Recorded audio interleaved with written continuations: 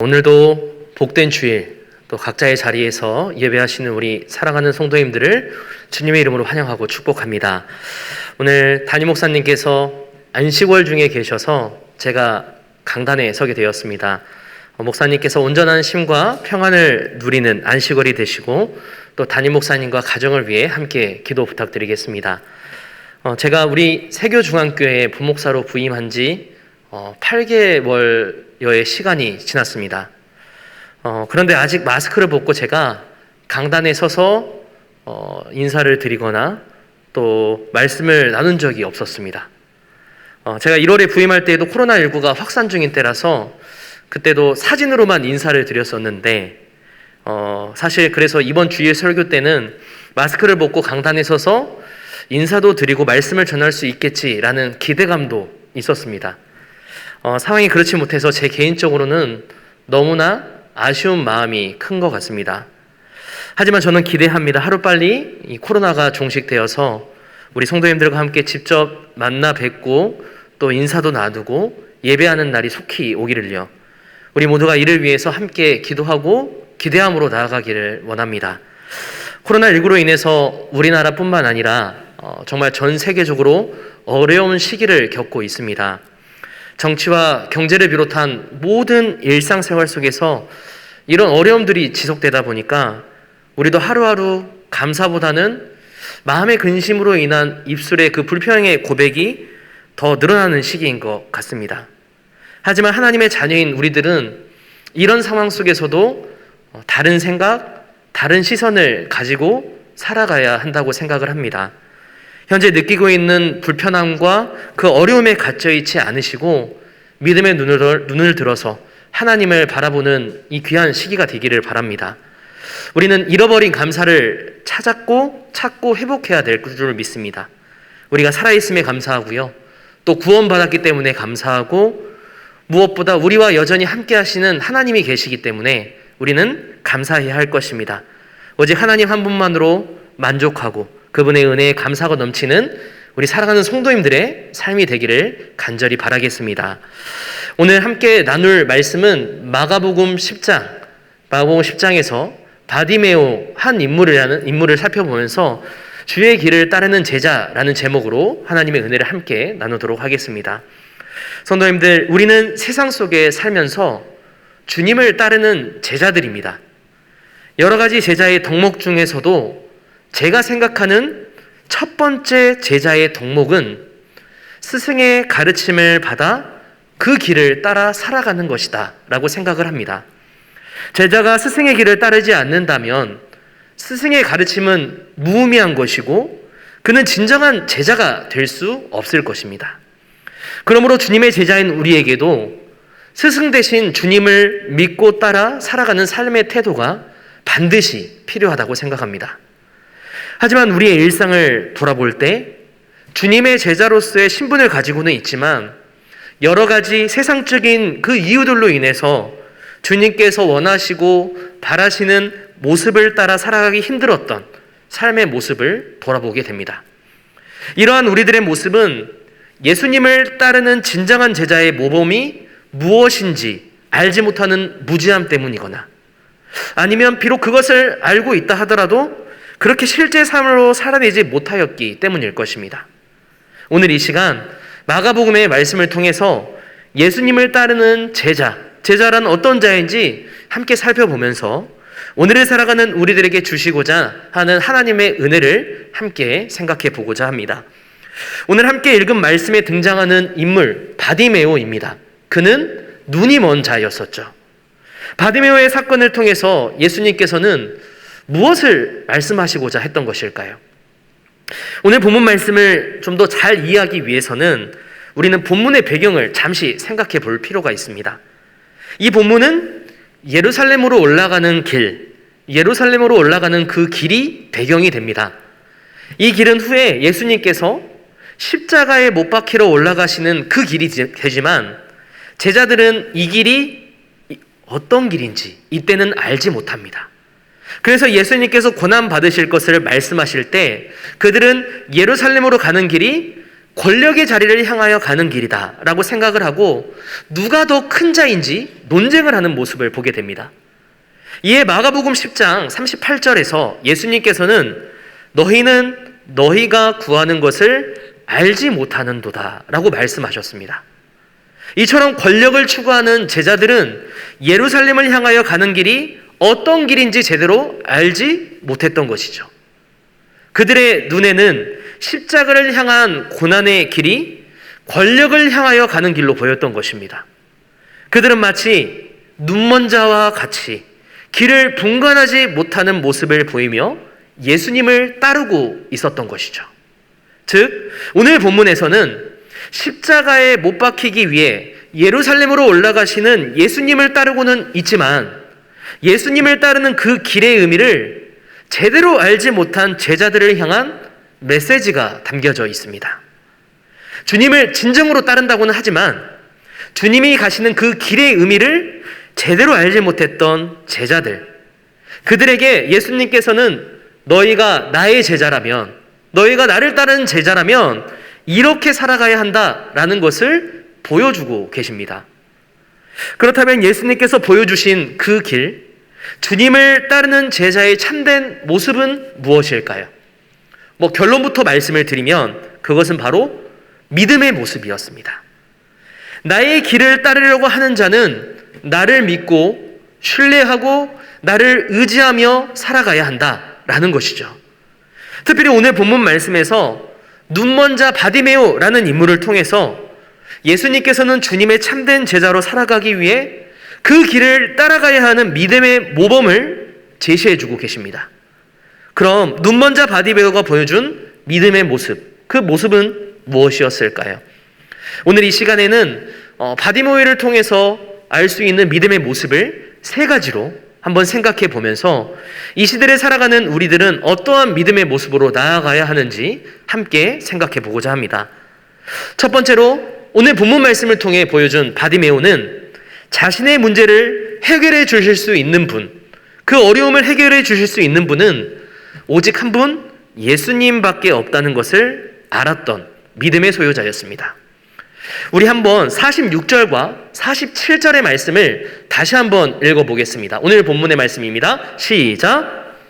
여리고에 이르렀더니 예수께서 제자들과 허다한 무리와 함께 여리고에서 나가실 때 디메오의 아들인 맹인 거지 바디메오가 길가에 앉았다가 나사렛 예수시란 말을 듣고 소리 질러 이르되 다윗의 자손 예수여 나를 불쌍히 여기소서 하거늘.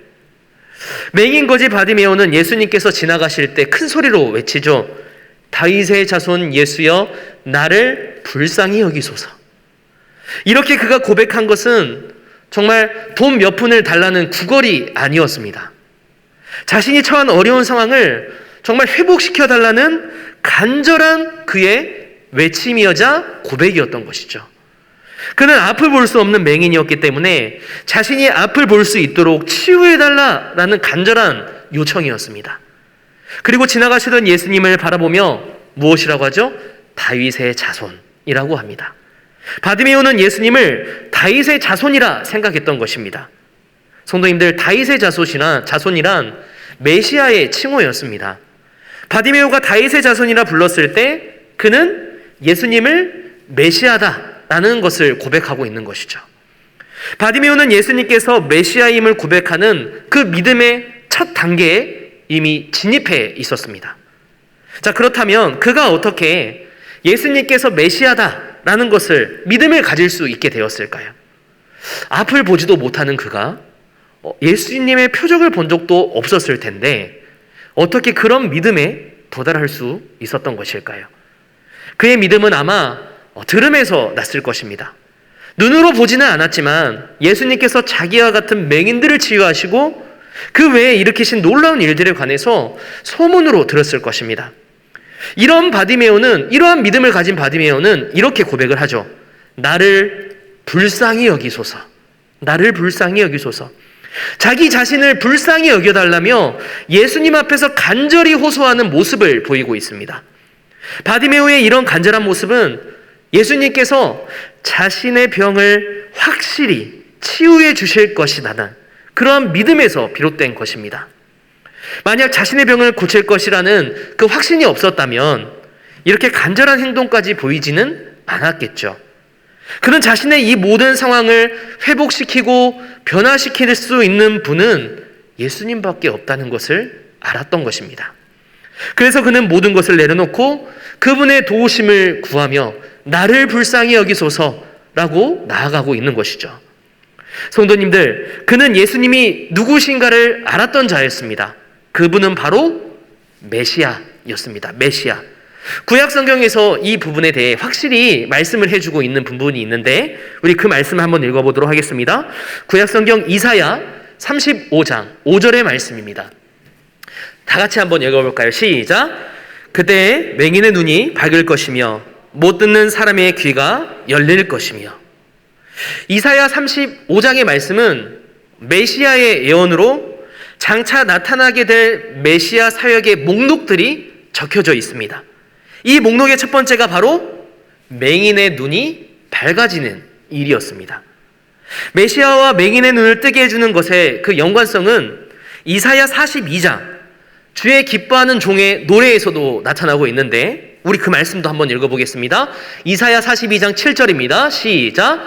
내가 눈먼 자들의 눈을 밝히며 갇힌 자를 감옥에서 이끌어내며 흑암에 앉은 자를 감방에서 나오게 하리라. 하나님의 기뻐하는 종이 와서 눈먼 자들의 눈을 밝히는 일을 행할 것이고 이러한 일들을 모두가 행할 것이다 라고 말씀을 하고 있는데 이사야 35장 42장에서는 동일하게 메시아 사역의 표적으로 맹인이 눈 뜨는 것을 언급하고 있는 것이죠. 즉 맹인 치유는 구원시대에 등장하는 구원자인 메시아의 표적이라는 것입니다. 그러므로 오늘 본문 말씀을 통해서 맹인 치유 사역을 행하신 예수님을 하나님의 구원 사역의 주인공인 메시아다라고 생각하고 믿을 수 있었던 것이죠. 들음을 통해 바디메오는 자신의 눈앞에 계신 분이 자신의 눈을 밝히실 메시아임을 믿었고 그분이 자신을 치유할 수 있을 것이라는 확신이 있었던 것입니다.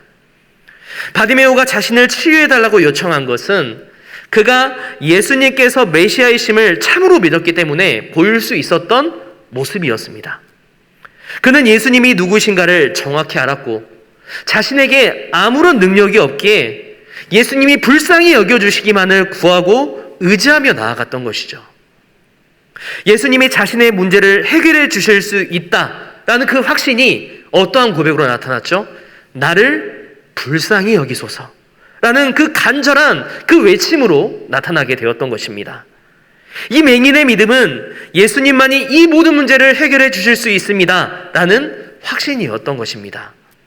사랑하는 성도님들, 나를 불쌍히 여기소서라는 바디메오의 이 고백은 자신이 현재 어떤 상황에 처해 있고 또한 자신이 죄인이면서 어떠한 것도 할 수 없는 연약한 자임을 알았기 때문에 할 수 있었던 고백이었습니다. 주님을 믿지 않는 자들은 결코 이러한 고백을 할 수 없겠죠. 그러므로 주님의 자녀인 우리들은 주님 앞에 나의 연약한 모든 것들을 내려놓고 나를 불쌍히 여기소서, 나를 불쌍히 여기소서 주님의 긍휼을 구하며 나아가는 성도들이 되어야 할 줄 믿습니다. 왜냐하면 그분만이 나를 구원해 주실 수 있고요. 그분만이 나를 치유해 주실 수 있고 그분만이 나를 반드시 회복시켜 주실 수 있기 때문입니다. 나에게 닥친 힘들고 어려운 일들로 염려하고 계십니까? 그 모든 일들을 나의 힘으로 해결하려고 하십니까? 나의 힘은 잠시 내려놓고 나의 함숨과 염려를 바꾸시는 주님께 모든 것을 맡기며 나아가는 저와 우리 성도님들이 되기를 원합니다.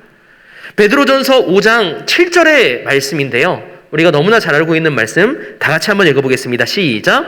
너희 염려를 다 주께 맡기라. 이는 그가 너희를 돌보심이라. 아멘. 우리를 돌보시는 주님께서는 능치 못함이 없으신 분인 줄 믿습니다. 그러므로 우리의 모든 문제를 해결해 주실 주님께 우리의 그 모든 것들을 맡기고 내려놓으며 모든 근심을 떨쳐내고 주님만을 신뢰하고 의지함으로 긍휼을 구하며 나아가는 우리가 되어야 하는 것입니다.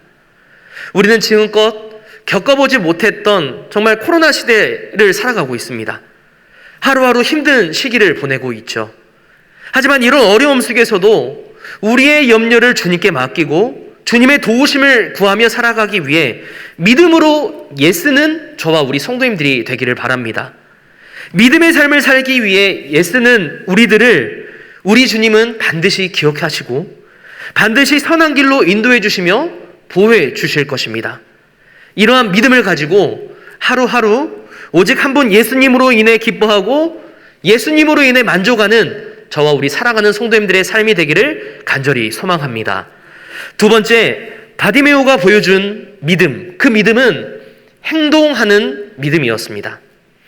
바디메오는 나를 정말 불쌍히 여기소서라고 외쳤습니다. 이러한 그의 요청은 예수님께서 그의 눈을 치유하여 보게 할 수 있다라는 그 믿음에 기초했던 모습이었죠.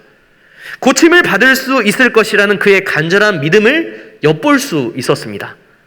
그런데 이러한 놀라운 믿음의 고백을 한 바디메오, 그 고백을 듣자마자 그 주변에 있던 많은 사람들이 보인 행동이 이상합니다. 그에게 어떻게 행동을 하죠? 조용히 하고 잠잠해라 라고 꾸짖는 모습을 보게 되는데요. 48절의 말씀, 오늘 본문 48절입니다.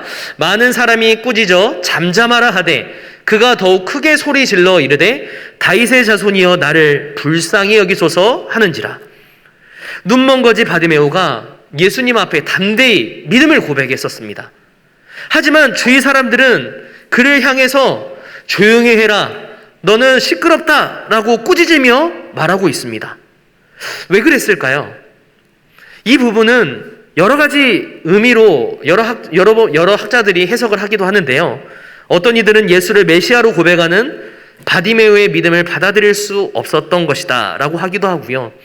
또 어떤 이들은 예수께서 메시아이심을 이미 믿고 있었지만 바디메오처럼 품위 없이 크게 소리 지르는 것이 신뢰가 된다라고 하는 학자들도 있고, 또 어떤 이들은 바디메오가 동냥을 한다고 생각해서 예수님께서 거지를 상대할 시간이 없기 때문이다. 정말 여러 가지 의견이 많이 있습니다. 이와 같이 많은 무리들이 바디메오를 향해 꾸짖고 잠잠해야 한다고 했던 해석에 대해 우리는 정답을 알 수는 없지만 한 가지 분명한 사실이 있습니다. 그건 무엇일까요? 바디메오가 보여줬던 믿음의 행동은 그 주변에 있던 사람들에게 인정을 받지 못했다는 것이죠. 이를 통해 지금을 살아가는 우리들의 믿음의 모습을 잠시 떠올려 볼 수 있습니다. 세상 속에서 우리는 믿음으로 살아가려고 합니다. 우리 세계중앙교회 모든 성도님들은 믿음을 가지고 믿음으로 이기며 살아가려고 하죠. 하지만 그럴 때마다 사단은 여러 상황 속에서 다양한 방법으로 우리를 믿음으로 살아가지 못하게 합니다. 때로는 사람들을 통해 저렇게까지 행동해야 돼 라는 세상 사람들로부터 손가락질 당하고 비난을 받기도 하죠. 이와 같이 믿음은 그 세상의 문화와 잘 어울리지 않습니다. 세상은 믿음의 모습을 받아들이기보다는 오히려 믿음을 몰아내려고 하는 모습을 우리는 보게 됩니다. 예를 들어서 한번 생각해 보겠습니다. 제가 이전에 사역하던 교회에서 청년부를 맡은 적이 있었는데요. 청년들 중에서는 회사를 다니거나 또 학교에 다니는 청년들이 있었습니다. 이들이 어디에 속해 있던지 간에 하나님을 믿는 청년들의 공통된 고민은 세상 속에서 주님을 향한 믿음을 어떻게 지키며 살아가는가 였습니다. 세상에서 믿음을 지킨다는 것은 결코 쉬운 일이 아니죠. 회사의 상사가 회식 자리에서 술을 권한다거나 주일에 회사로부터 호출이 있어서 주일 예배에 참석하지 못하는 등 믿음을 지키고자 할 때 정말 자신들을 방해하는 요소들이 너무나 많음을 토로하였습니다. 이처럼 세상은 주의 자녀들을 가만히 두지 않고 하나님을 향한 우리들의 믿음을 방해하게 됩니다. 믿음으로 살아가지 못하게 하는 세상의 방해는 청년들뿐만 아니라 우리 모든 성도님들에게도 동일할 것입니다. 오늘 본문 말씀에서도 마찬가지였습니다. 예수님 곁에 있던 사람들이 갑작스러운 그 바디메오의 믿음의 고백을 좋지 않게 생각하였죠. 이렇듯 세상 사람들은 믿음의 행동을 싫어하고 인정하지 않습니다. 예수님 가까이 서 있는 많은 자들, 진정한 믿음을 가진 자들의 모습을 불편해하기도 합니다. 참된 믿음을 가진 사람들을 예수님 가까이 나아가는 것을 방해하죠. 그래서 이러한 상황이 닥치게 되면 하나님의 자녀들은 때로는 마음이 상하기도 하고 낙심하고 실망하기도 합니다. 하지만 오늘 본문 말씀에 등장하는 바디메오는 이러한 세상의 소리와 장애물에 굴하지 않는 모습을 보입니다. 그는 조용히 하라는 소리를 들었지만 어떻게 행동을 하죠? 오히려 더 크게 소리를 지르고 있습니다. 오늘 본문 48절의 말씀인데요. 다시 한번 읽어보겠습니다. 시작. 많은 사람이 꾸짖어 잠잠하라 하되 그가 더 크게 소리질러 이르되 다윗의 자손이여 나를 불쌍히 여기소서 하는지라. 자신의 그 믿음의 고백 앞에서 방해하는 그 세력 앞에 바디메오는 더 크게 소리질러 이릅니다. 다윗의 자손이여 나를 불쌍히 여기소서. 다윗의 자손이여 나를 불쌍히 여기소서. 이러한 믿음의 고백은 예수님을 향한 그 믿음의 진정성을 보여주고 있습니다. 그는 예수님을 메시아로 믿었고 예수님께서 자신의 눈을 치유할 수 있다라고 확신했습니다. 뿐만 아니라 이러한 믿음에 입각한 행동은 예수님을 향한 그 부르짖음으로 나타났고요. 믿음의 행동이 그 장애를 만났음에도 불구하고 중단하지 않고 담대히 나아가는 모습을 볼 수 있었습니다. 그는 사람들의 눈초리와 그 손가락질에도 물러서지 않았고 집요하게 행동할 뿐만 아니라 더 강력하게 믿음으로 반응하면서 그러한 것들을 넘어서는 모습을 보여주고 있는 것이죠. 바디메오는 자신을 막는 세상의 장애물로 인해서 쓰러지지 않았고 낙심하지 않았습니다. 오히려 그는 그러한 상황 속에서 간절한 마음으로 예수님을 찾고 부르짖으며 더욱더 큰 소리로 부르짖었습니다. 이에 예수님은 그 바디메오의 부르짖음을 들으시고 잠시 발걸음을 멈추시며 이렇게 말씀하십니다. 49절의 말씀 우리 읽어보겠습니다. 예수께서 머물러 서서 그를 부르라 하시니 그들이 맹인을 부르며 이르되 안심하고 일어나라 그가 너를 부르신다 하며. 오늘 우리가 읽었던 49절에서 부르다라는 단어가 3번 반복되고 있죠. 바디메오가 사람들의 비난, 그러한 제재에도 굴하지 않고 예수님을 향해 부르짖으며 나아갔을 때 예수님은 마침내 그를 찾으셨고 부르셨다는 것입니다. 그가 어떠한 상황에서도 예수님께 부르짖었을 때 예수님께서는 그에게 응답해 주셨습니다.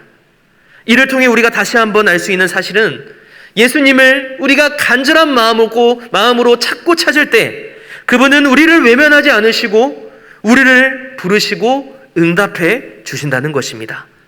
이러한 믿음을 보시고 예수님께서는 그의 믿음을 인정해 주셨던 것이죠.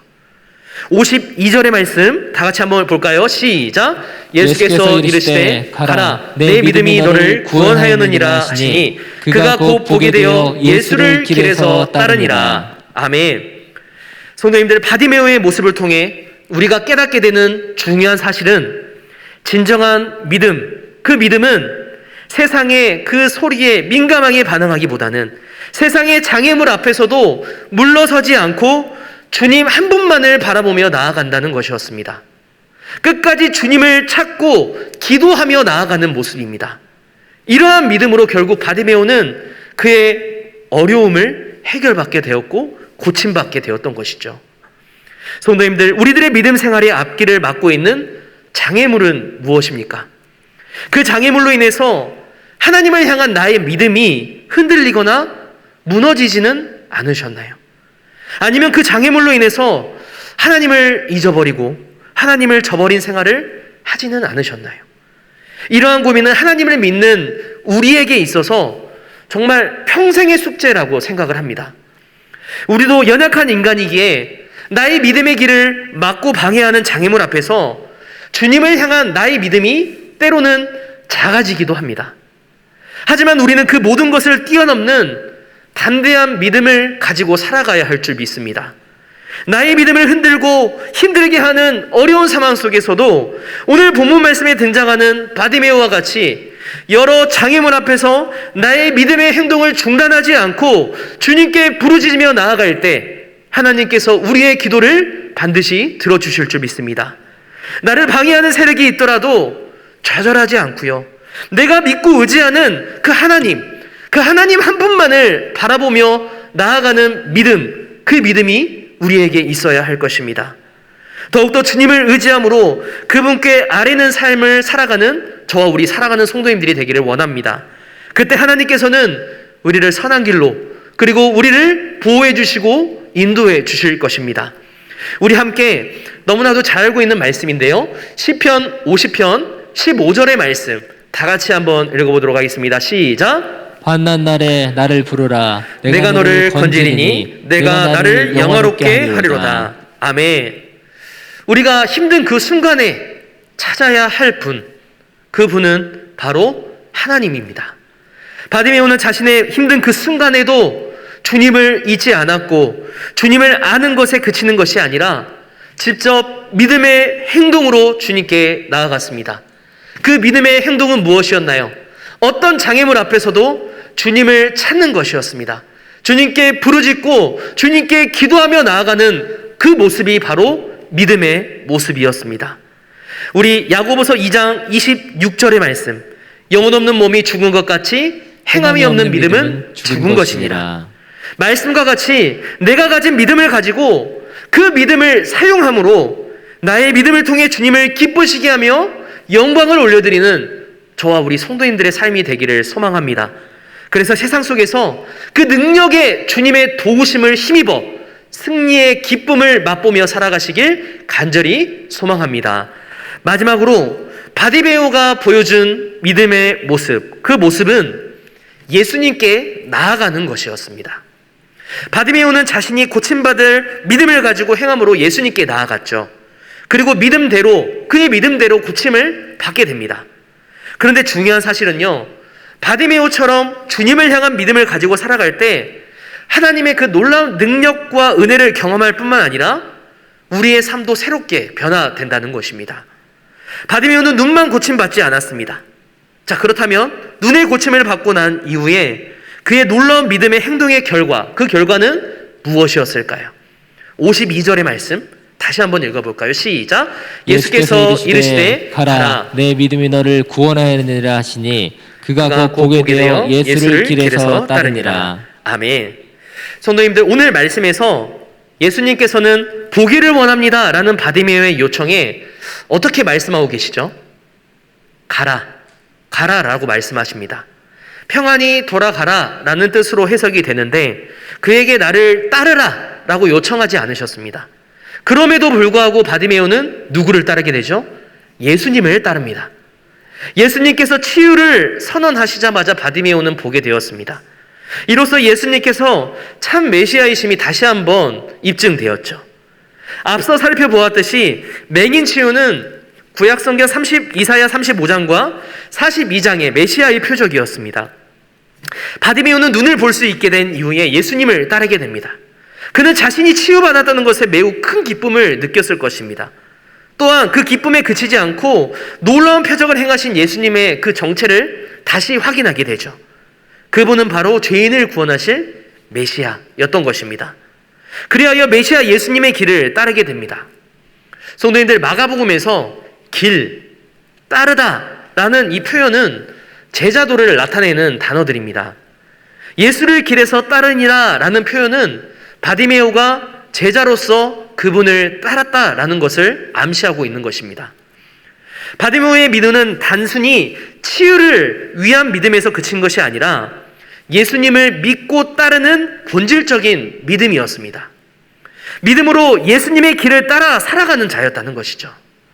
진정한 믿음을 가진 자는 하나님의 놀라운 능력을 경험하는 자이기도 하지만 그 능력을 경험한 이후에 능력의 근원이신 예수님의 길을 따르는 자임을 우리는 기억해야 될 것입니다.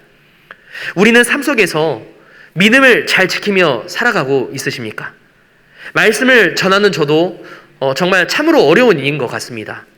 하지만 세상의 숱한 그 유혹에 굴하지 않고 참된 믿음을 가지고 살아갈 때 한 가지 명확한 사실은 주님께서 기뻐하신다는 것이죠.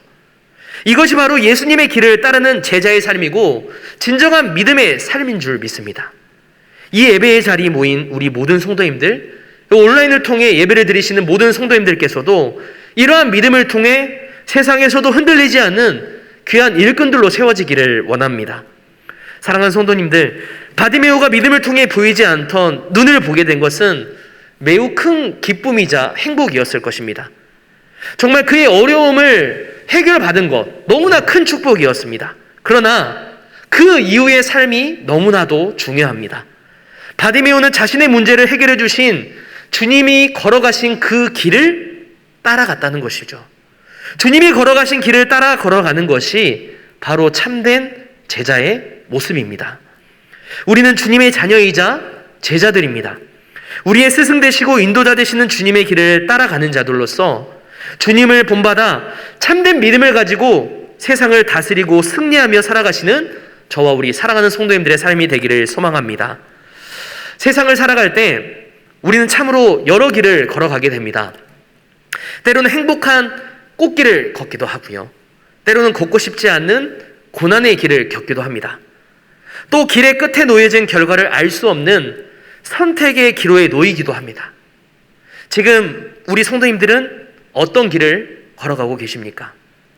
우리는 항상 꽃길을 걸으며 행복한 삶을 누리기를 원합니다. 하지만 우리의 인생이 항상 꽃길인만은 아닐 것입니다. 내가 원하지 않는 가시밭길을 걸을 때도 있다는 것이죠.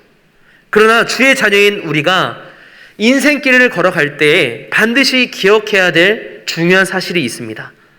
내가 걷고 있는 길이 꽃길이거나 반대로 정말 힘든 가시밭길이라 할지라도 그 길 위에서 우리 주님이 나와 동행하고 계신다는 것입니다.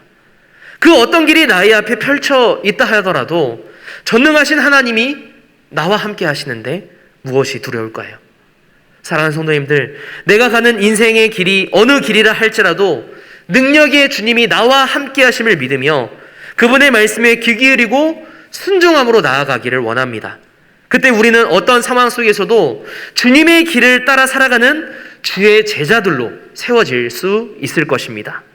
주님의 말씀 앞에 아멘, 아멘 하며 순종함으로 나아갈 때 주님께서 힘을 더하여 주시고 은혜로 함께 해 주실 것입니다. 오늘도 이 말씀을 기억하면서 어떤 상황에서도 주님을 향한 신뢰를 가지고 주님만을 온전히 따르는 주의 제자가 되길 간절히 원합니다. 이제 말씀을 정리하겠습니다. 시편 121편 1절과 2절의 말씀, 시편 121편 1절과 2절의 말씀 다 같이 한번 읽어볼까요? 시작. 내가 산을 향하여 눈을 들리라. 나의 도움이 어디서 올까? 나의 도움은 천지를 지으신 여호와께서로다. 아멘. 성도님들, 우리의 도움은 세상이 아닌 우리를 지으시고 인도하신 주님께로부터 오는 줄 믿습니다. 우리는 이 사실을 알고 있지만 다시 한번 말씀을 통해 기억하며 믿음으로 나아가야 할 것입니다. 이 말씀을 단지 생각하는 것에 그치는 것이 아니라 실제 나의 삶 속에서 이 믿음을 사용하며 주님의 길을 온전히 따르는 자들이 되어야 할 것입니다. 우리 모든 성도님들이 지금도 나의 믿음을 방해하는 시험과 유혹 앞에서도 넘어지지 않고 나와 함께 하시는 주님을 의지하고 신뢰함으로 나아가기를 바랍니다. 나의 삶 속에서 세상의 길이 아닌 주님의 길을 따라 살아가는 제자의 삶을 온전히 살아가시기를 간절히 소망합니다. 그래서 나의 믿음을 통해 하나님을 기쁘시게 하고 주님께 영광을 올려드리는 저와 우리 사랑하는 세교 중앙교회 모든 성도님들의 삶이 되시기를 주님의 이름으로 축복합니다. 기도하시겠습니다. 하나님, 오늘도 귀한 말씀을 함께 나누게 하심 감사합니다. 이 말씀 기억하며 주의 길을 따르는 자로 살아가는 복된 한 주간이 되게 하여 주시옵소서. 살아계신 예수님의 이름으로 간절히 기도하옵나이다. 아멘.